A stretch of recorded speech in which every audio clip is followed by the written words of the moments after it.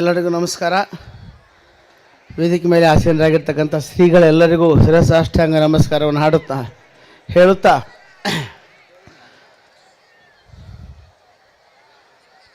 ಒಂದು ಸಾರಿ ನಾ ಬಂದ ತಕ್ಷಣ ಜೋರು ಚಪ್ಪಾಳೆ ತಟ್ಟಿದ್ರಿ, ಭಾಳ ಸಂತೋಷ ಆಯಿತು.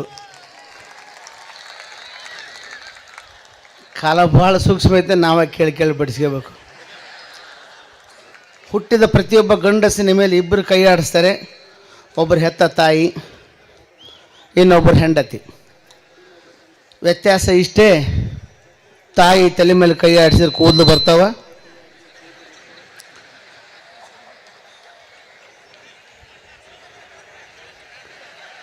ನಾನೇನು ಹೇಳಿಲ್ಲ, ನೀವೇನಾಗ್ತೀರಿ. ಇಲ್ಲೊಂದು 8-10 ಮಂದಿ ಮುಂದೆ ಕುಂತಾರೆ, ಕೂದಲು ತಲೆ ನೋಡಿದ್ರೆ ಇಡೀ ಊರು ಮಂದಿ ತಲೆ ಮೇಲೆ ಕೈ ಆಡಿಸ್ಯಾರ ಅನಿಸುತ್ತಾ.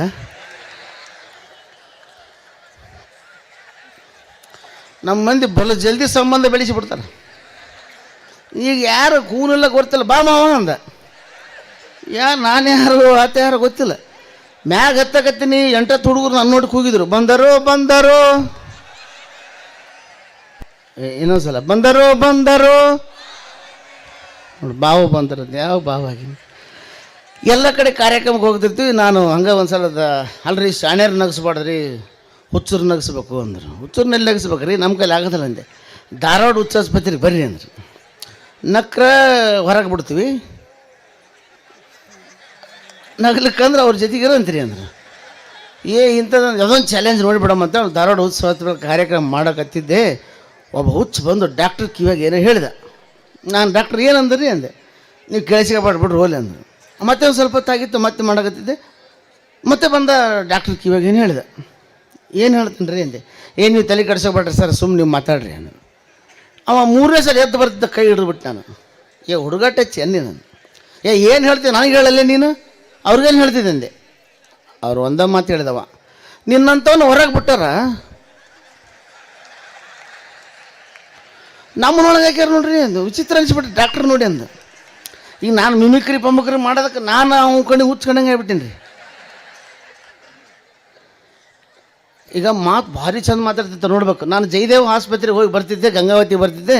ನಮ್ಮ ಫ್ರೆಂಡ್ ಒಬ್ಬ ಸ್ಟಂಟ್ ಹಾಕ್ಸ್ಕೊಂಬಿಟ್ಟಾನ ಪಾಪ. ಅವ ಹೋಗಿ ಏನಂದ, ದೋಸ್ತ ನೀವೊಂದು ಕೆಲಸ ಮಾಡು, ನಮ್ಮ ಮನೆಗೆ ಕೆಲಸದಾಳ ಬಸಪ್ಪ ಅಂತಾನ, ಅದು ಹೋಗಿ ಹೇಳು ಯಜಮಾನ್ರಿಗೆ ಸ್ಟಂಟ್ ಹಾಕ್ಯಾರ ಅಂತ.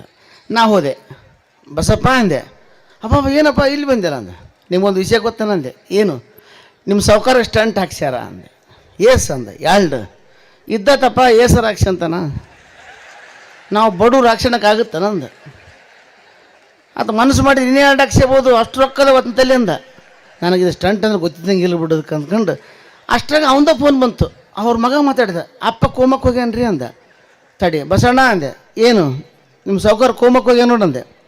ನಾ ಹೇಳಿಲ್ಲ, ಇದ್ದತ್ರಿ ರೊಕ್ಕದ ಎಲ್ಲಿಗಾರು ಹೋಗ್ತಾನ. ಹೋದ ವರ್ಷ ಇದೇ ಜಾತ್ರೆ ಟೈಮಿಗೆ ಅಮೇರಿಕಕ್ಕೆ ಹೋಗಿದ್ದತ್ತ. ಇವು ಕೋಮಕ್ಕೆ ಹೋಗ್ಯಾನ ನೋಡ್ರಿ, ಹೊಸ ದೇಶ ಹುಡುಕ್ತಾನೆ ರೀ ಅವನಂತ. ಆ ಕೋಮ ಅಂದ್ರೆ ಗೊತ್ತಿಲ್ಲ ರೀ ಪಾಪ ಅದಕ್ಕೆ. ಕೋಮಕ್ಕೆ ಹೋಗ್ಯಾರ ಅಂದ್ರೂ ಅದು ರೊಕ್ಕದನ್ನು ಎಲ್ಲಿ ಬಂತಲ್ಲಿ ಹೋಗ್ತಾನೆ ರೀ ಅಂತಾನೆ. ಇಷ್ಟು ಅನ್ನೋದ್ರಾಗೆ ಮತ್ತೆ ರಾತ್ರಿ ಊಟ ಮಾಡಿ ಮಲ್ಗಕ್ಕೆ ಒಂದು ಫೋನ್ ಬಂತು. ಅಲ್ಲೇ ಬಗಲಾಗ ನಮ್ಮ ಹಳ್ಳಿ ಬಸಪಟ್ಟಣ, ಅಲ್ಲಿಂದ. ಸರ್ ಎಲ್ಲಿದ್ದೀರಿ ಅಂದ. ಮನೆಯಾಗಿದ್ದೀನಿ ರೀ, ಸ್ವಲ್ಪ ಬರ್ತೀರೇನೋ ಅಂದ. ಎಲ್ಲಿಗೆ? ನಮ್ಮೂರಿಗೆ ಅಂದ. ಎದಕ್ಕೆ? ನಮ್ಮ ಮಾವು ಹಾವು ಕಡ್ದೈತೆ ಅಂದ. ನಿಮ್ಮ ಹಾವು ಕಡ್ದ್ರೆ ನಂದೇನು ಕೆಲಸ ಅಲ್ಲಿ ಅಂದೆ. ದವಾಖಾನೆಗೆ ಹೋಗ್ಬೇಕಪ್ಪ ಅಂತ. ಇಲ್ಲರಿ ಡಾಕ್ಟ್ರ್ ತೋರಿಸ್ಕೊಂಬಂದ್ವಿ, ಅದು ಮಕ್ಕಂಬಿಟ್ರೆ ನಿಶೆ ನೆತ್ತಿಗೆ ಇರುತ್ತೆ, ಮಾತಾಡ್ಕೊಂತಿರ್ಬೇಕು, ನೀವು ಬರ್ರಿ ಅಂದ. ಎಷ್ಟೊತ್ತ ಮಾತಾಡ್ಬೇಕು ಅಂದೆ. ಮುಂಜಾನೆ 6 ತನಕ ರೀ ಅಂದ. ಮುಂಜಾನೆ 6 ತನಕ ಮಾತಾಡಿದ್ರೆ ಮಾವು ಉಳಿತಾನ, ನಾನು ಹೋಗ್ತಪ್ಪ ಅಂದ. ಅವನು ಒಂದೇ ಮಾತಾಡ, ಯಾರು ಹೋದ್ರೆ ನಮ್ಗೇನ್ರಿ, ನಮ್ಮ ಮಾವು ಉಳಿಬೇಕು ಅಂದ. ಅವ್ರು ಮಾವನ ಮಾತಾಡ್ಸಕ್ಕೆ ಇನ್ನೊಬ್ಬ ಸೈಕಲ್ ತೊಗೊಂಬಂದ. ಸೈಕಲ್ ತೊಗೊಂಡು ಅವ್ರ ಮಾವನ ಎಲ್ಲಿ ಹಾಕ್ಯಾರ ಅದ್ರ ಹಿಂದೆ ಹಳೇ ಸೈಕಲ್ ತಂದು ತೆಲ್ದೇಸಿ ನಿಲ್ಲಿಸ್ಬಿಟ್ಟ. ನಾನು ಅಂದೆ, ಅಲ್ರಿ ಯಜಮಾನ ಮಲ್ಕೊಂಡ್ರಲ್ಲಿ ಸೈಕಲ್ ದೂರ ನಿಲ್ಲಿಸ್ಬೇಕು, ಬಗಲಾಗ ಬಂದು ನಿಲ್ಲಿಸಿದ್ಯಲ್ಲ, ನಿನಗೆ ಗೊತ್ತಿಲ್ಲ ಹೊಸ ಬಂದಿನಂದ. ಹೌದಂದೆ. ಹೋದ ಸಲ ಇವ್ರ ಮನ್ಯಾಗ ಇವ್ರ ಅಪ್ಪಗೆ ಹಾವು ಕಡ್ದಿತ್ತು. ಅವಾಗ ಹೊಸ ಸೈಕಲ್ ತೊಗೊಂಬಂದಿದ್ದೆ, ದೂರ ನಿಲ್ಲಿಸಿದ್ದೆ, ಯಾರೋ ಹೊಡೆದ್ಬಿಟ್ರು. ಅದಕ್ಕೆ ಹೋದ್ರು, ಸೈಕಲ್ ಹೋಗ್ಬಾರ್ದು, ಆತ ಹೋದ್ರೆ ಹೋಗ್ಲಕ್ಕ ಸೈಕಲ್ ಇಲ್ಲಿರಲ್ಲ ನಿಂತೀನಿ ಅಂದ. ಮಾತಾಡೋಕ್ಕೆ ಶುರು ಮಾಡಿದೆ, ನನಗೂ ಮಾತಾಡಿಸಿದ್ರು. ಮಾತಾಡ್ಕೊಂತ ಶುರು ಮಾಡಿದೆ. ಇಬ್ಬರು ಎಷ್ಟು ನಗಿಸ್ತೀನಿ, ಇಬ್ಬರು ಹೆಣ್ಮಕ್ಳು ಒಟ್ಟು ನಗವಲ್ರು. ನಾನು ಲಾಸ್ಟಿಗೆ ಕೇಳಿದೆ, ಏನು ರೀ ಯಾಕ್ರಿ ಎಲ್ಲರೂ ನಕ್ರಿ, ನೀವು ಯಾಕೆ ನಗೋದಲ್ಲ ಅಂದೆ. ನಮ್ಗೆ ಬೆಂಕಿ ಬಿದ್ದೈತೆ, ನಿನ್ನೇನು ನಗ್ತಾರೆ ಹೋಗು ಅಂದೆ. ಎದಕ್ಕೆ ಬೆಂಕಿ ಬಿದ್ದೈತೆ ಅಂದೆ. ನೀನು ಮಾರಿ ಸೇಮ್ ನಾ ಮತ್ತಿದ್ದಂಗೆ ಅದೊಂದು ದೂರಲಿದ್ದ ಸೇಮ್ ನಾ ಮತ್ತೆ ಕಂಡಂಗೆ ಆಗ್ತದೆ. ನೀನು ನೋಡಿ ನಗ್ತಾರನೇ ಯಾರು ನಂದು. ಅದಕ್ಕೆ ಅಕ್ಕರು ಇಬ್ಬರು ಇಲ್ಲಿ ನೋಟ ನಗವಲ್ರಿ, ಮತ್ತೆ ನೀವು ಮತ್ತೆ ಕಂಡಂಗೆ ಆಗ್ತೇನೆ ನಾನು ಇಲ್ಲ.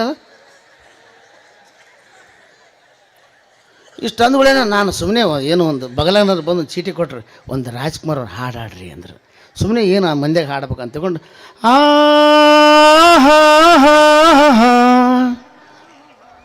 ಅಂದೆ. ಒಬ್ಬ ಅಜ್ಜಿ ಒಳಗೆ ಕತ್ತಿಬಿಟ್ಲು. ಅಯ್ಯೋ ನಾನು ಯಾಕಾರ ಆಡಿನಪ್ಪ ಅನಿಸ್ತು. ಯಾಕಮ್ಮ ಕಣ್ಣ ನೀರು ಬಂದಲ್ಲ ಅಂದ. ಇಲ್ಲ ಇರ್ಲಿ ಬಿಡ್ತಮ್ಮ ಹೋಗಲಿ ಬಿಡ ಅಂದ. ಹಂಗಂದ್ರೆ ಹಂಗೆ ಯಾಕೆ ಹೇಳಂದು. ಇರ್ಲಿ ಬಿಡು ಹೋಗ್ಲಿ ಬಿಡು ನಿನ್ಗೆ ಯಾಕೆ ಅವೆಲ್ಲ ಅಂದ. ಇಲ್ಲಿ ಹೇಳಂದೆ. ಯಾಕೆ ಹೇಳಿಲ್ಲ. ಇಲ್ಲಿ ತಮ್ಮ ನಮ್ಮ ಮನೆಗೆ ಒಂದು 15 ದಿವಸದಿಂದ ಒಂದು ಎಮ್ಮೆ ಕರ ಸತ್ತೋಯ್ತು. ಸಾಯಕ್ಕೆ 15 ನಿಮಿಷ ಮೊದಲು ಹಿಂಗೆ ನಿನ್ನಂಗೆ ಒದರಿ